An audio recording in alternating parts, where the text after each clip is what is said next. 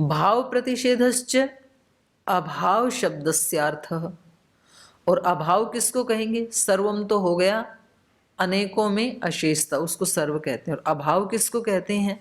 भाव का प्रतिषेध अभाव, अभाव उसको ही तो कहेंगे जो भाव का प्रतिषेध है। तो भाव प्रतिषेधश्च अभाव शब्दस्य अर्थ, भाव का प्रतिषेध ये अभाव शब्द का अर्थ है। तो दोनों का अर्थ बता दिया। अब ये कह रहे हैं पूर्वम सोपाख्यम उत्तरम निरूपाख्यम।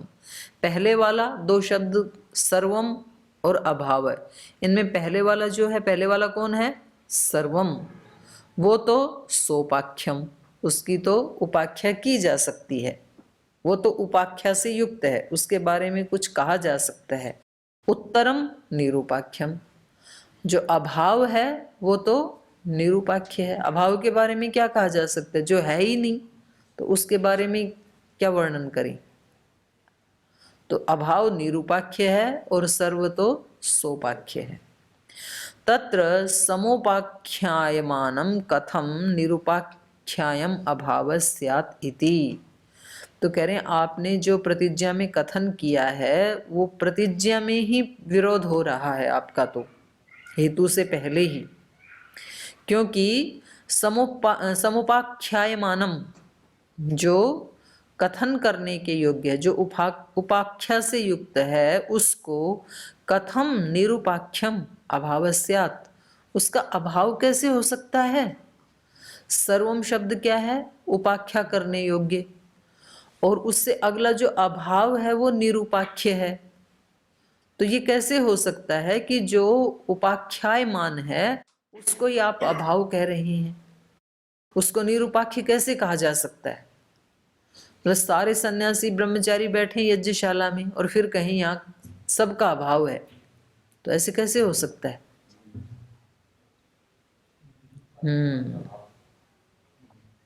तत्र समुपाख्यायमानं कथम निरूपाख्यायम अभाव स्यात् इति न जात्वभावो निरूपाख्येयो अनेकतया अशेषतया शक्य प्रतिज्ञातुम इति।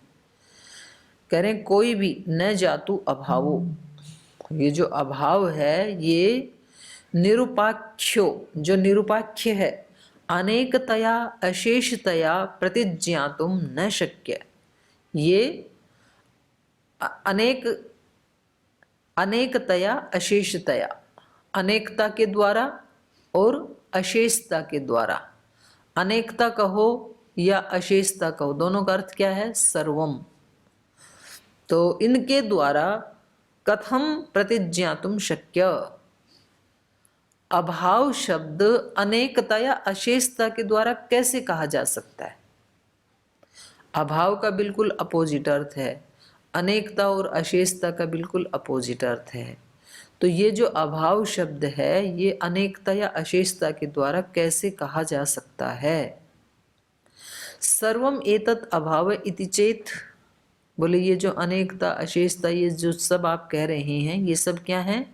सर्वम एतत् अभाव, ऐसा माने तो सब कुछ ही अभाव है, कुछ भी नहीं है, ऐसा माने तो यदिदम सर्वम इति मन्यसे तद अभाव इति, बोल फिर वो ही दोष आएगा, क्योंकि सर्वम कह दिया ना आपने, ये सब कुछ अभाव है, तो सब कुछ से तो कुछ लिया जाएगा ना, सब कुछ से तो कुछ नहीं, सब कुछ ही लिया जाएगा। तो ये कह रहे यदिदम सर्वम इति मन्यसे, यदि आप सर्व को स्वीकार कर रहे हो, ये सब कुछ सर्व है ऐसे कह रहे हो, सब है, तद अभाव इति, तो फिर अभाव कैसे होगा? जब सब कुछ को स्वीकार कर रहे हो तो उसका अभाव कैसे सिद्ध होगा? एवं चेत अनिवृत्तो व्याघातः, तो ठीक है, फिर हम ऐसे मान लेते हैं कि ये व्याघात की निवृत्ति नहीं हो सकती है, ये तो विरोध बना ही हुआ है। अनेकम अशेषम च इति, और जो सर्व शब्द है जो अनेक से जिसका ग्रहण कर रहे हैं, अनेक और अशेष ये संपूर्ण अर्थ को बता रहा है। अनेकम अशेषम च इति नाना भाव प्रत्ययेन भवितुम शक्यम, सर्व शब्द कैसे हो सकता है? अनेकम अशेषम च इति। सब ब्रह्मचारी आ गए, सर्वा आगतवंतः से जब कहेंगे या सर्वे आगतवंतः से जब कहेंगे तो इसका अर्थ क्या हुआ? अनेक लोग आ गए तभी तो सर्व कहेंगे। दो आएंगे तो दो बोला जाएगा, तीन आएंगे तो तीन, चार आएंगे तो चार, तो 10 तक, 15, 20 तक गिनती कर लोगे आप। और फिर और उससे भी ज्यादा आ गई तो फिर क्या कहोगे? सब आ गए। तो सब का मतलब है अनेक, और एक भी नहीं बचा। अगर एक भी बचा है तो आप ये नहीं कह सकते कि सब आ गए। तो जहां एक भी शेष नहीं है तब सर्व शब्द का प्रयोग होगा। कई बार क्लास में बोलते हो ना आप लोग, सब आ गए जी बस एक नहीं आया, ये अशुद्ध वाक्य है। क्योंकि एक भी शेष बचा है तो सब ये शब्द का प्रयोग नहीं कर सकते, सर्व शब्द का प्रयोग नहीं कर सकते। सर्व शब्द का प्रयोग कहाँ होता है? अशेषता में, कुछ भी शेष नहीं बचा, और अनेकता में, बहुत सारे हैं। अनेकम अशेषम च इति न अभाव प्रत्यय न भवितुम शक्यम, ये अभाव प्रत्यय के द्वारा नहीं कहा जा सकता, नहीं हो सकता है। अस्ति च अयं प्रत्यय सर्वमिति, और सर्व प्रत्यय तो है, सर्व का ज्ञान तो है। तस्मान न अभाव, इसलिए अभाव नहीं हो सकता है। प्रतिज्ञा हेतुश्च व्याघात है, ये तो अभी तो किस में दिखाया व्याघात? प्रतिज्ञा में। सर्वम अभाव ये कहा ना, तो बोले आपकी प्रतिज्ञा में ही व्याघात है, परस्पर विरुद्ध कह रही हो आप। सर्वम और अभाव ये परस्पर विरुद्ध हैं दोनों। अभाव है तो कुछ भी नहीं है, सर्वम है तो सब कुछ आ गया। अब इसके प्रतिज्ञा के हेतु में व्याघात दिखा रहे हैं। हेतु क्या दिया था? इतरेतरा भाव सिद्धे, तो उसको कह रही है सर्वम अभाव इति। अब भाव प्रतिषेध प्रतिज्ञा, आपकी प्रतिज्ञा क्या है? भाव का प्रतिषेध। सर्वम अभाव जो कहा तो इसका मतलब क्या है? भाव नहीं है, भाव का प्रतिषेध हो रहा है। और भावेशु इतरेतरा भाव सिद्धे इति हेतु, और हेतु क्या है? भावों में परस्पर एक दूसरे का अभाव है, इतरेतरा अभाव, ये हेतु दिया। तो कह रहे हैं भावेशु इतरेतरा भावम अनुज्ञाय आश्रित्य च इतरेतरा भाव सिद्धया सर्वम अभाव इति उच्यते। आप क्या कर रहे हो? भावेशु, भावों में, पहले भाव को स्वीकार कर रहे हो। भावेशु इतरेतर अभावम अनुज्ञाय, भावों में एक दूसरे के अभाव को स्वीकार करके, पहले भाव को स्वीकार किया, फिर इतरेतर का अभाव स्वीकार किया। भावेशु इतरेतर अभावम अनुज्ञाय आश्रित्य, उसका आश्रय लेकर के इतरेतर अभाव सिद्धया, फिर इतरेतर अभाव की सिद्धि कर रहे हो। तो उस इतरेतर अभाव की सिद्धि के द्वारा सर्वम अभाव इति उच्यते, सब कुछ अभाव ही है, ऐसा आपके द्वारा कहा जा रहा है। यदि सर्वम अभावो भावेशु इतरेतर अभाव सिद्धे इति नोपपद्यते। देखो, यदि आप सब कुछ को अभाव मान रहे हो तो ये आपकी प्रतिज्ञा भावेशु इतरेतर अभाव सिद्धे इस हेतु से नोपपद्यते, सिद्ध नहीं हो सकती है। क्योंकि आपके हेतु में पहले ही शब्द में आप भाव को स्वीकार कर रहे हो, भावेशु कहने से भाव को स्वीकार कर लिया आपने, तो ये आपकी प्रतिज्ञा और हेतु नहीं बनेगा। अथ भावेशु इतरेतर अभाव सिद्धि ही सर्वम अभाव इति नोपपद्यते, और भाव में इतरेतर अभाव की सिद्धि है ऐसे जो कह रहे हो तो सर्वम अभाव इति नोपपद्यते, सब कुछ अभाव है, ये उत्पन्न नहीं होगा। क्योंकि भावेशु पहले स्वीकार कर लिया ना आपने। तो ये तो किया खंडन भाष्यकार ने। अब सूत्रेण च अभिसंबंध, अब सूत्रकार भी कर रहे हैं। सूत्रकार कह रहे हैं न स्वभाव सिद्धे भावानाम, कह रहे नहीं, सब कुछ अभाव नहीं हो सकता है न। क्यों? भावानाम स्वभाव सिद्धे है, भाव जो हैं वो अपने स्वभाव से ही सिद्ध हैं, तो इसलिए सब कुछ का अभाव नहीं हो सकता है। न सर्वम अभाव अकस्मात स्वेन भावेन सद्भाव भावानाम, अपने ही भाव से सब भावों का अस्तित्व है। भावानाम, सब भावों का, सब पदार्थों का। स्वेन भावेन सद्भाव सद्भावात, सबका अपना अपना स्वरूप होने से सब कुछ अभाव नहीं है, सब अपने अपने रूप में अवस्थित हैं, सिद्ध हैं। इसी को खोल रहे आगे, स्वेन धर्मेण भावा भवन्ति इति प्रतिज्ञायते। सब जो भाव पदार्थ हैं वो स्वेन धर्मेण भवन्ति, अपने अपने धर्म से अपने अपने अस्तित्व में स्थित रहते हैं। वृक्षः कस्मात् वृश्चनात्, उसको काटा जाता है ना, इसलिए उसको वृक्ष कहते हैं। गो कस्मात् गमनात्, गमन करती है। तो ऐसे सारे पदार्थ, मनुष्य कस्मात् मननात्, क्योंकि वो मनन करता है। तो ऐसे सब जो भाव हैं वो अपने अपने धर्म से अपने एग्जिस्टेंस में है, अपने अस्तित्व में है। तो ये कहा स्वेन धर्मेण भावा भवन्ति इति प्रतिज्ञायते, और आपने भी ये प्रतिज्ञा की है। तो कह रहे हैं कश्च स्व धर्मो भावानाम, भावों का अपना स्वधर्म क्या है।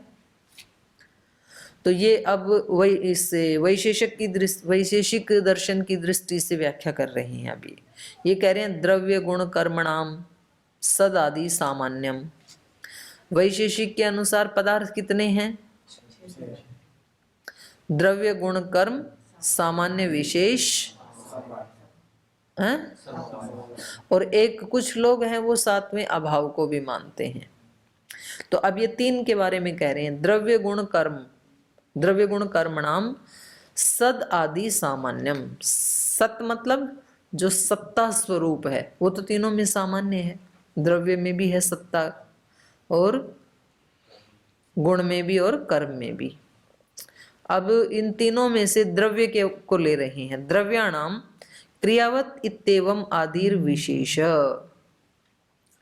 सत्ता की दृष्टि से तीनों समान है, सामान्य गुण एक है ना, सत्तात्मक है। लेकिन अब विशेष जो इनका लक्षण है उससे तीनों अलग अलग हो जाएंगे। जैसे द्रव्य किसको कहते हैं? द्रव्य किसको कहते हैं? क्रिया गुणवत् समवायी कारणम द्रव्यम। जो क्रिया वाला है, गुण वाला है, समवायी कारण वाला, उसको तो द्रव्य कहेंगे ना। तो ये द्रव्य का लक्षण तो अलग हो गया। द्रव्याणाम क्रियावत इत्येवम आदिर विशेष, अलग अलग जब इनका विशेष लक्षण करेंगे तो क्रिया का लक्षण, द्रव्य का लक्षण क्या हो जाएगा? क्रियावत समवायी कारणम, क्रियावत क्रिया गुणवत समवायी कारणम इति द्रव्यम। तो क्रियावत इत्येवम आदि भी, क्रियावत आदि जो इनके विशेष लक्षण हैं, विशेष तो उस वो इनका विशेष लक्षण हो गए। इन्होंने कहा था ना कि इनका अपना स्वधर्म क्या है, भावों का पूछा था ना। तो कह रहे हैं स्वधर्म में दो धर्म आएंगे, एक सामान्य धर्म और एक विशेष धर्म। तो उसका उदाहरण दे रहे हैं कि जैसे द्रव्य गुण कर्म का एक सामान्य गुण होता है वो तो है सतादि, सत्तात्मक। फिर दूसरे विशेष गुण हैं वो क्रियावत आदि, जो लक्षण बताए हैं वैशेषिक में। तो ये इसको स्वधर्म कहते हैं। स्पर्श पर्यंता पृथिव्या, फिर द्रव्यों में भी जो पार्थिव द्रव्य हैं वो उनमें स्पर्श पर्यंता पृथिव्या, उनमें स्पर्श पर्यंत गुण होते हैं। स्पर्श पर्यंत मतलब 5 गुण हैं। जैसे गुण तो बहुत सारे हैं पर उसमें पृथ्वी में जैसे 4 गुण मिलेंगे, रूप रस गंध और स्पर्श। तो इसलिए कह रहे हैं स्पर्श पर्यंता पृथिव्या, जो पार्थिव द्रव्य हैं उसमें 4 गुण होते हैं। इति च प्रत्येकम च अनंतो भेदः, और फिर ये जो पार्थिव पदार्थ हैं उनमें भी जो प्रत्येक, जैसे मान लो घट एक पदार्थ है, पार्थिव पदार्थ है घट। अब घट में भी कितने घट होंगे इस पूरी पृथ्वी के ऊपर? अनंत घट हैं। एक एक की दुकान में ही लाखों हो सकते हैं, हजारों हो सकते हैं। उन सबको इकट्ठा किया जाए तो वो सारे द्रव्य कितने हो जाएंगे? अनंत। और उन सब की अपनी अपनी एक विशेषता होगी। कोई भी एक दूसरे से बिल्कुल एक जैसे हो ना तो भी कहीं ना कहीं थोड़ा सा अंतर तो मिल ही जाएगा। तो वही कह रहे हैं प्रत्येकम च अनंतो भेद, उन द्रव्यों में प्रत्येक के भी अनंत भेद हैं। सामान्य विशेष समवाया नाम च विशिष्टा धर्मा गृह्यन्ते, और सामान्य विशेष समवाय आदि जो पदार्थ हैं उनमें भी विशेष धर्म का ग्रहण होता है, नित्यत्वादि का ग्रहण है ना उनमें। तो स्वधर्म के बारे में बता रहे हैं। इन्होंने पूछा था ना कि भावों के या पदार्थों के अपना स्वधर्म क्या होता है, तो वो बता रहे हैं कि इनमें कुछ सामान्य धर्म होते हैं, कुछ तो विशेष धर्म होते हैं। स्वयं अभावस्य निरुपाख्यत्वात्, लेकिन ये जो अभाव है ये तो निरुपाख्य है, किसके बारे में तो कुछ वर्णन किया नहीं जा सकता है। संप्रत्याय को अर्थ भेदो न स्यात्, इसलिए ये निरुपाख्य होने से ये संप्रत्याय को, संप्रत्याय का माने निश्चयात्मक, निश्चयात्मक अर्थ भेदो न स्यात्, विशेष धर्म से जो अर्थ का भेद है, विशेष धर्मों से ही तो सब पदार्थों का जो भेद है वो अभाव के द्वारा नहीं कहा जा सकता है, क्योंकि अभाव क्या है, निरूपाख्य। अब तो हम पदार्थों के विशेष गुण बना के, एक तो सामान्य गुण है सत्ता आदि, वो तो सामान्य हो गए, लेकिन विशेष गुण भी तो हैं जो उनको उस पदार्थ से अलग करते हैं। जैसे मनुष्य में मनुष्यत्व एक अलग गुण है जो उनको बाकी सब प्राणियों से अलग करता है, तो ये ताकत जो है ये अभाव में नहीं है। स्वयं अभावस्य निरुपाख्यत्वात् संप्रत्याय को अर्थ भेदो न स्यात्, वो कोई निश्चयात्मक अर्थ भेद नहीं कर सकता है अभाव। मतलब ये दिमाग में ये बात रख करके मानो पूर्व पक्षी ये कहे कि सब पदार्थों में अभाव ही गुण है, इसको ही मैं इनका स्वधर्म मान लेता हूँ सब वस्तुओं का, तो बोले फिर सब वस्तुओं को आप डेफिनेट कैसे करोगे, क्योंकि अभाव तो किसी विशेष गुण के कारण उनका पार्टीशन नहीं कर सकता है कि ये गो गो ही है, ये अश्व नहीं, ऐसा नहीं कर सकता है, क्योंकि वो तो निरूपाख्य है अभाव। तो भाव की मदद तो करता है अभाव, आप कह सकते हो वो इतरेतर अभाव सिद्ध है, वो ही तो कह रहे हैं ये तो वो नहीं, अभाव नहीं कर रहा है, भाव कर रहा है, विशेष गुण है ना वो सहायता कर रहा है। तो वो मतलब अप्रत्यक्ष रूप से आप कह सकते हो कि वो उन सब चीजों के अभाव को बता रहा है, वो ही कह रहे हैं ये भी। स्वयं अभावस्य, पर उसमें भाव तो मानना ही पड़ेगा, सर्वम अभाव तो नहीं हो सकता है ना। स्वयं अभावस्य निरूपाख्यत्वात् संप्रत्याय को अर्थ भेदो न स्यात्, ये अलग अलग चीजों का वर्गीकरण नहीं हो पाएगा यदि सबको अभाव मानोगे तो, और सब वस्तुओं का वर्गीकरण यदि नहीं होगा तो हम व्यवहार नहीं कर पाएंगे। किसको गो बोलें, किसको अश्व बोलें, किसको मनुष्य बोलें, ये अर्थभेद नहीं है तो व्यवहार कैसे करेंगे। अस्तित्व अयम, लेकिन ये भेद तो है। तस्मान न सर्वम अभाव इति, इसलिए सब कुछ अभाव रूप नहीं हो सकता है। एक और अर्थ कर रहे हैं इसको, इसका अथवा न स्वभाव सिद्धेर भावानाम इति, माने जो अनेक जो भाव रूप की जो सिद्धि है, स्वभाव सिद्धे भावानाम, वो स्वरूप से ही सब सिद्ध हैं। तो इसको भाष्य वाले खोल रहे हैं, इसको आगे इसका दूसरी तरह से अर्थ कर रहे हैं। अथवा स्वभाव सिद्धिर भावानाम इति, जो पदार्थ हैं वो स्वभाव से ही, स्वभाव मतलब स्वधर्म से ही सिद्ध है, अपने अपने धर्म से, अपने अपने लक्षण से, अपने अपने स्वभाव से, उसी से सिद्ध है। स्वरूप सिद्धे रीति, स्वभाव सिद्धे का अर्थ खोल रहे हैं स्वरूप सिद्धे, अपने अपने रूप में ही सिद्ध है वो, तो इसलिए उसका हेतु देने की आवश्यकता ही नहीं है। जैसे उदाहरण दे रहे हैं, गौरिति प्रयुज्यमाने शब्दे जाति विशिष्टम द्रव्यम गृह्यते न अभाव मात्रम। जब कोई व्यक्ति बोलता है गौ, तो ऐसा बोलने पर, ऐसा प्रयोग किए जाने पर, प्रयुज्यमाने शब्दे, इस शब्द का प्रयोग किए जाने पर जाति विशिष्टम द्रव्यम गृह्यते, गोत्व जाति से विशिष्ट एक द्रव्य का ग्रहण होता है, न अभाव मात्रम, अश्वादि के अभाव का ग्रहण तो नहीं होता है। जब हम बोलते हैं कि ये गाय, तो हमें सबका अभाव दिखाई देता है या गोत्व दिखाई देता है? गोत्व दिखाई देता है, अभाव की तरफ तो ध्यान भी नहीं जाता है। यदि च सर्वम अभाव गौ इति अभाव प्रतीयेत, ये प्रतीयते को ना प्रतीयेत ऐसे कर लो, एक ही मात्रा इधर लगा लो। यदि सब कुछ अभाव है तो गो ऐसे कहने पर अभाव की प्रतीति होनी चाहिए ना। गो शब्देन च अभाव उच्चेत, गो शब्द कहने से अभाव कहा जाना चाहिए। जब अभाव की आवश्यकता है तब कहना चाहिए कि गो को लेके आओ। गो मतलब अभाव, तो ऐसा तो होता नहीं है। गो को लाओ ये कब कहा जाता है? जब गोत्व धर्म से युक्त उस प्राणी की आवश्यकता होती है, तो ऐसे कह रहे हैं। यस्मात् तु गो शब्द प्रयोगे द्रव्य विशेष प्रतीयते न अभाव तस्मात् अयुक्तम इति। और क्योंकि गो शब्द का प्रयोग किए जाने पर द्रव्य विशेष प्रतीयते, गोत्व धर्म से विशिष्ट जो द्रव्य है उसकी प्रतीति होती है, न अभाव, अभाव की प्रतीति नहीं होती। तस्मात् अयुक्तम इति, इसलिए ये कहना अयुक्त है कि सब कुछ अभाव है। तीसरा हेतु देकर के इसको सिद्ध कर रहे हैं। अथवा न स्वभाव सिद्धे इति, अगर वो स्वभाव से सिद्ध नहीं है तो न स्वभाव सिद्धे रीति असन गौ, हाँ, असन गौ अश्वात्मना इति गवात्मना कस्मान न उच्यते। कह रहे हैं आप क्या कह रहे हो? गो अश्व रूप में न होते हुए गौ है, तो यहां पर आपने क्या कहा?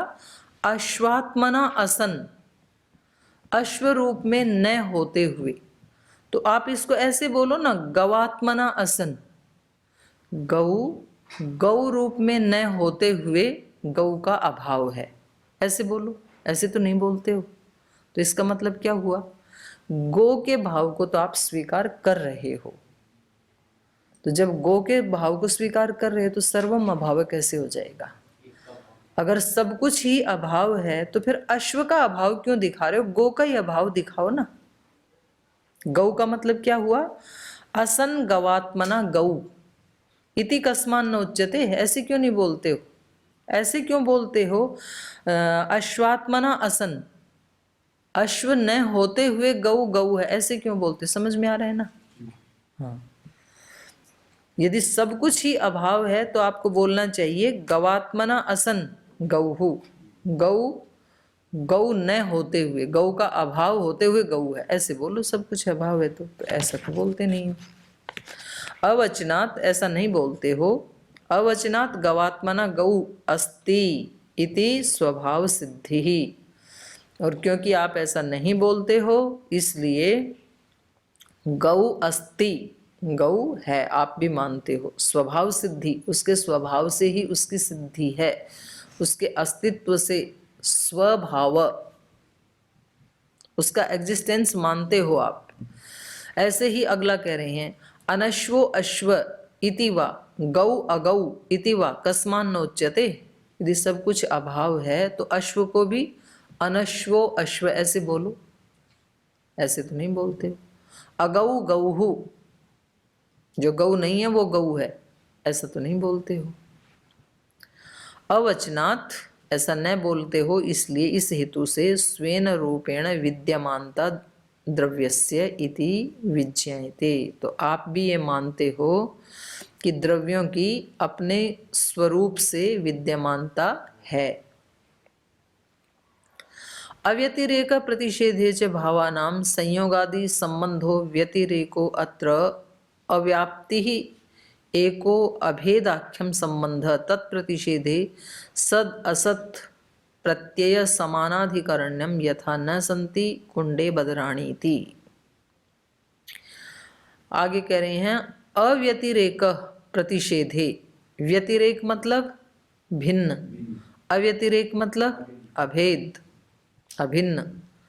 तो अभेद का प्रतिपादक जो विषय है और निषेध का जो प्रतिपादक विषय है,